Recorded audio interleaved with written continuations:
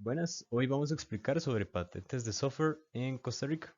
Mi nombre es Luis Diego Mora Aguilar y estoy en el Instituto Tecnológico de Costa Rica en el curso de Computación y Sociedad.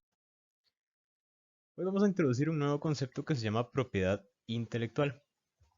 Esta propiedad intelectual se da en casos o creaciones sobre el esfuerzo mental de alguna persona. Entonces, ya sean ideas, ya sean trabajos de creaciones de la mente humana, artísticas, de coreografías, de canto, de algoritmos, de etcétera. Todo este tipo de cosas que van a salir de la mente humana van a tener una propiedad intelectual. Entonces vamos a ver que tenemos dos divisiones en la propiedad intelectual. Tenemos los derechos de autor y conexos. En esta presentación nos vamos a enfocar más en los derechos de autor. Y por otro lado, tenemos la propiedad industrial. Entonces tienen una gran división. Vamos a ir viéndolas punto a punto. Primero, los tipos de derecho. Tenemos el derecho moral.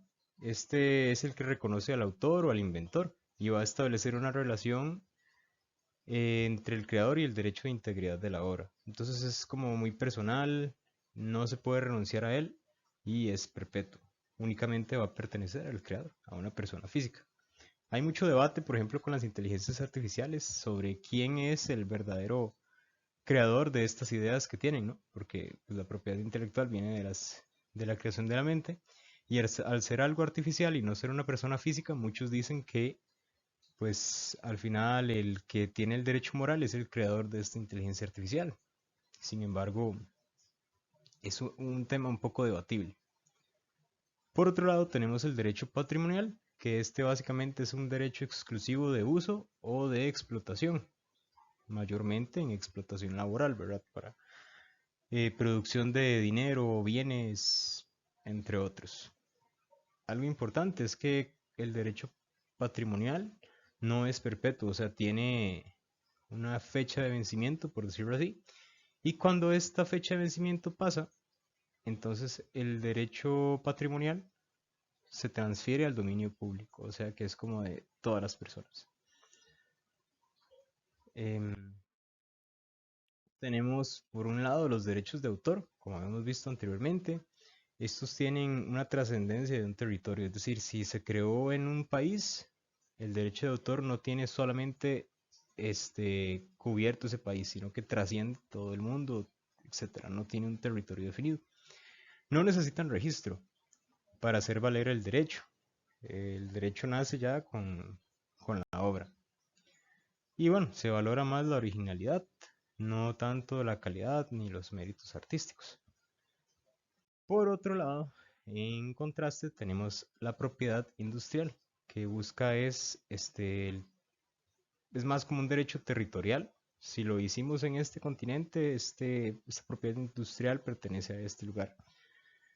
Entonces, pueden haber otras ideas similares o iguales en otros lugares con otra propiedad industrial. Si necesita un registro para hacer valer el derecho, sin este registro no pueden decir que es de ellos esa propiedad. Y bueno, se valora más la utilidad. Entonces, entre más genere o entre más valor tenga en cierto área, va a ser más valorado. Entonces, bueno, sobre los autores y los coautores, importante destacar que el autor, bueno, salvo disposición, ¿verdad?, que sea contraria a la ley, es aquella persona física que realiza la creación intelectual o la autora de esa propiedad intelectual. Esto se puede decir como que la persona física es la que realiza las aportaciones creativas o intelectuales a la obra.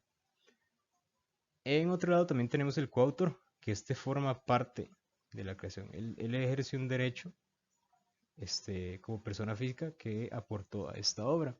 Entonces están las obras en colaboración, que es como cuando son creadas por dos o más autores. Usos honrados, que son los que no interfieren dentro de los límites de la ley y el reglamento con la explotación de la obra. Y ya lo que son los créditos y agradecimientos a personas que han aportado de una u otra manera a la obra. Hay algo muy importante en este punto y se destaca el plagio, que es cuando alguien copia lo sustancial de una obra y pues dice que es de ellos cuando en realidad ellos no fueron los creadores. Siempre debe de referenciarse bien a la persona. Entonces básicamente sería robar ese trabajo de las demás personas. Y bueno, tendríamos entonces para Costa Rica, ¿qué requisitos tengo para hacer una patente de un software, por ejemplo, de un superalgoritmo? Básicamente, como no podemos patentarlo aquí en Costa Rica, tendríamos el derecho de autor, tanto moral como este patrimonial, y pues no podríamos patentarlo, entonces como tal no hay como ciertos requisitos. Podemos obtener el derecho patrimonial, hacer el certificado, eso se puede con el registro nacional. El costo del registro son los aranceles, cuánto vale con el abogado, etcétera.